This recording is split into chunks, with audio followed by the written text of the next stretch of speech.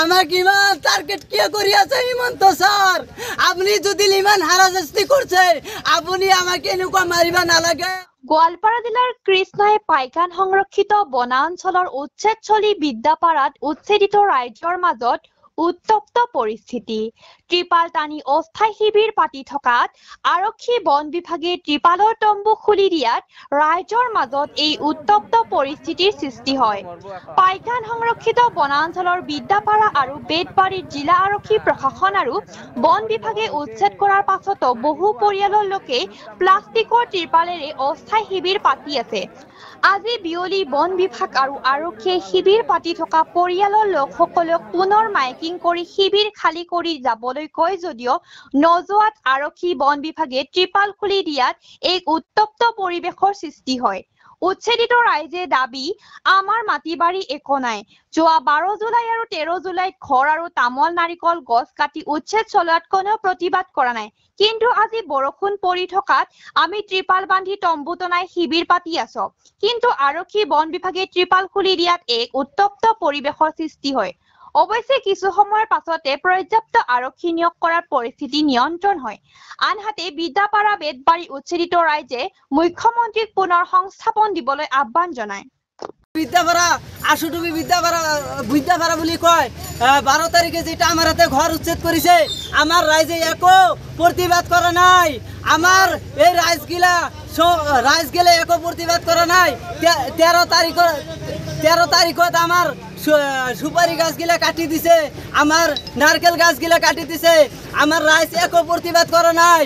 আজি আমি বরষুণ আহি আছে, আমার জায়গা নাই, আমি আমাক ধমকি দিয়ে আছে, তুমি ইয়ার পৰা ওলাই যা, তুমি ইয়াৰ পৰা ওলাই না গেলে আমি রাতে কামান্ড হুমাই দিম, দি পেলে তোমাক গুলি করিম, তোমাক হারাশাস্তি করিম। কোনে কৈছে? বর্মন স্যারে কইছে। আরো পুলিশ প্রশাসনে আমাক ধমকি দিয়ে গেছে। আমার আজি এতে খাওয়ার পানি নাই, আমার আজি কল কুয়া নাই, আমার আজি ঘুমাওয়া জায়গা নাই। আমি আজি রাতি কত আসিলু, আমি যে জায়গাতে আসিল আজি রাতি গোটাই রাতি আমার তো পানি পড়ছে। আমি নিজে ভিজে গেছিল আজি রাতি। আমি নিজে তিরফল আমি গায়ে দিয়ে আমি ঘুমাই আসিল আজি। আমার সারা রাতি ঘুম হওয়া নাই। আমাকে কি ইমান হারাশাস্তি করে আছে, আমাকে ইমান টার্গেট কিয় কৰি আছে হিমন্ত স্যাৰ?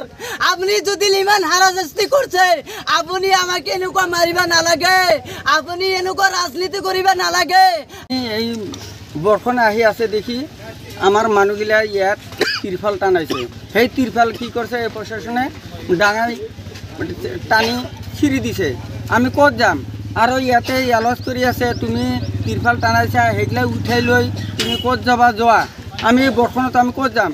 আমাৰ খাওয়া ছোট আজি 3 দিনেৰ পৰা অনাহাৰি আছে, খানি পানীও পাওয়া নাই, কাইবা বেমাৰ হয়ে আছে। আমি এই বতৰত আমি ক'ত যাম? আমি ইয়াতে থাকিব লাগিব। আমি ইয়াতে থাকিম, আমি ইয়াৰ নাগৰিক, আমি বেলেগেৰ নাগৰিক নহয় তো যে আমি হাকাই দিলে আৰ আমি গেলো। এই পুলিশগিলা CRP-গিলাক আমাক ইমান হাৰাশাস্তি কৰি আছে। কিয় আমাক ইমান হাৰাশাস্তি কৰি আছে? আমাৰ এইটো বিচাৰ দিব লাগিব। আমি এইটো বিচাৰ চাওঁ।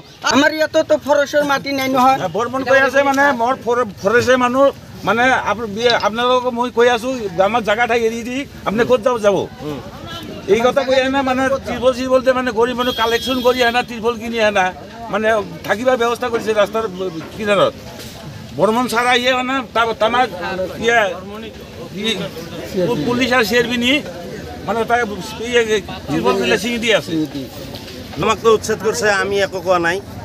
উচ্ছেদ করার পিছত বর্তমান আমার জায়গা নাই, বাসা নাই, যার কারণে আমি রাস্তার ওচরে পাঁজরে তিরফল টানি কোনোমতে আছো।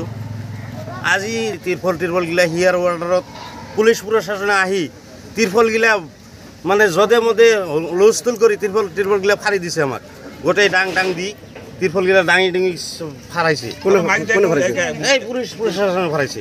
আর বর্মনে মানে অর্ডারটা দিছিল যে বর্মনে এই ফার্স্টর পৰা আহি বৰ্মনে মানে পুৰা অত্যাচাৰ কৰি আছে আমার লগত। আমি কি বাংলাদেশি নাকি? আমার কাগজপাতি চাওক সরকারকে এটাই অনুরোধ করো, আমার কাগজপাতিগুলা চাওক। আমি বাংলাদেশি নাকি? আমার 51 সনের এনআরসি সব আছে। আমার সমূহ ৰাইজৰ জ্ঞাতাৰ্থে জনোৱা হয় যে পাইকান সংৰক্ষিত বনাঞ্চলত হৈ যোৱা বেদখলমুক্ত অভিযানত পিছত এই বনাঞ্চলৰ ভিতৰত তিৰপাল টানি যিসকল ব্যক্তিয়ে অস্থায়ীভাৱে আছে তেওঁলোকে অতি সোনকালে অস্থায়ী ঘৰসমূহ খালী কৰি দিয়ে যেন, লগতে তেওঁলোকৰ জ্ঞাতাৰ্থে জনোৱা হয় যে তেওঁলোকৰ প্ৰয়োজনীয় আচবাবসমূহ অতি সোনকালে নিয়াত আমাৰ কোনো আপত্তি নাই। ধন্যবাদ।